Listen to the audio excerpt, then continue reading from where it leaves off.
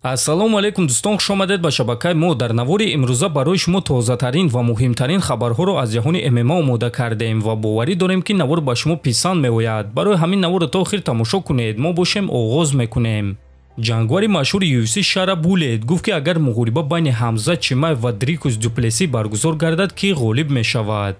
бо касе ки Дуплеси меҷангид, ма доимо фикр мекардам ки рақибони ӯ ғолиб мешаванд. Дар 5 муғорибаи охирони ӯ дар UFC ма ба ғалабаи рақибони ӯ боварӣ доштум, лекин ӯ бо ҳар гуна роҳ ғолиб мешуд ва ман ҳар дафъа аз ин корҳои мекардагии ӯ ҳайрон мешудум. Албатта, Чимаев дар ҳама мавқеъ бояд ки ғолиб шавад. Ҳамзат фаворит аст, аммо ҳама корро шуданаш мумкин аст. Дуплеси доимо ба пеш ҳаракат мекунад, бозии худро ёфтан мехоҳад ва дар натиҷа меёбад, гуфтааст Булет. Ва дӯстон, аз рӯи овозаҳо рақиби навбатии чемпион Дрикус Дуплеси Ҳамзат Чимаев мешавад ва муғорибаи онҳо метавонад ки тобистони ҳамин сол баргузор гардад. Ана оиди худи Шара Булет бошад, пас ӯ дар охирон муғорибаи худ зидди Майкл Пейҷ шикаст хӯрд, ки ин аввалин мағлубият дар карьераи касбии ӯ шуд. Диққат, 20% скидка дар ҳама дороҳои ширкати шифофармо то охири моҳи Рамазон ва ҳамчунин ҳиҷомаи тамоман бепул. Чӣ гуна ки медонед, мо тӯли чанд сол аст ки бо ширкати шифофармо ҳамкорӣ мекунем ва ба боварии комил ин ширкатро ба шумо тавсия медиҳем. Дар ин ширкат шумо ҳама намуд дороҳои гиёҳӣ, духиҳои арабӣ, соатҳои мусалмонӣ,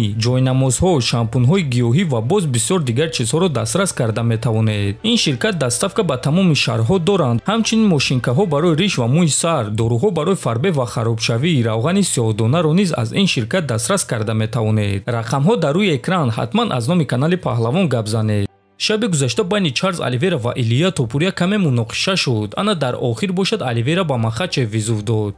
ҳозир гапу хабарҳо бисёр шуда истодааст, аммо ба ман камарбанд дар кор аст ва камарбанд дар дасти Ислам Махачев аст. Илия Топурия ҷангвари хеле хуб аст, ӯ арзандаи эҳтиром аст, лекин айни замон ман муғориба зидди ӯро муғорибаи калон намешуморам ва агар ки ба ман камарбанд дар кор бошад, пас ман бояд ки бо Махачев ҷангум ва ғолиб шуда боз чемпион шавум, навиштааст Оливера. Ва ин суханҳои Оливера ба Топурия писанд наомад ва ӯ дар ҷавоб чунин суханҳо навишт: Чарлз, хубтараш ту хаб кун. Ту 10 мағлубият дорӣ, 5 маротиба бо тариқи нокаут, 4 маротиба бо тариқи сабмишн ва 1 маротиба бо қарори доваро. Ту довталабӣ, ма бошум чемпионум, ма падари тамоми ин дивизионум. Ма дар инҷо барои талаб кардан омадагӣ нестум, ма дар инҷо фармон медиҳум, навиштааст Топурия. Ва дӯстон, баъди ин суханҳои Топурия, Оливера навор сабт карда чунин суханҳо гуфт: ба ҳама салом, рӯз ба хайр. Баъзе одамон оиди таърихи худ дар UFC беҳад зиёд гап мезананд. Ма дар ин мавзӯъ гап зада метавонам, чунки ма дар инҷо аллакай 15 сол шуд ки баромад мекунам. Аз ҳама зиёд бонус, финиш ва рекорд, ҳамаи ин корҳоро ма кардаам. Умедворам ки шумо фаҳмидед. Ма дар ҳафтаи байналмилалии муҳорибаҳо бо Махачев ҷангидан мехоҳам. Дана, Шон Шелби, Хентер, ин муҳорибаро ташкил кунед. Ма дар ҳақиқат ин муҳорибаро мехоҳам. Ма боз барои камарбанд рафта истодаам, боз чемпион шудан мехоҳам. Ма омодаам ки боз таърих эҷод кунам. Биёед ин корро ташкил кунем. Ин муҳорибаро ҳама дидан мехоҳанд. Махачев низ гуфта буд ки ба ӯ ин муҳориба дар кор аст. Барои ҳамин ин ҷанги ҳақиқӣ мешавад.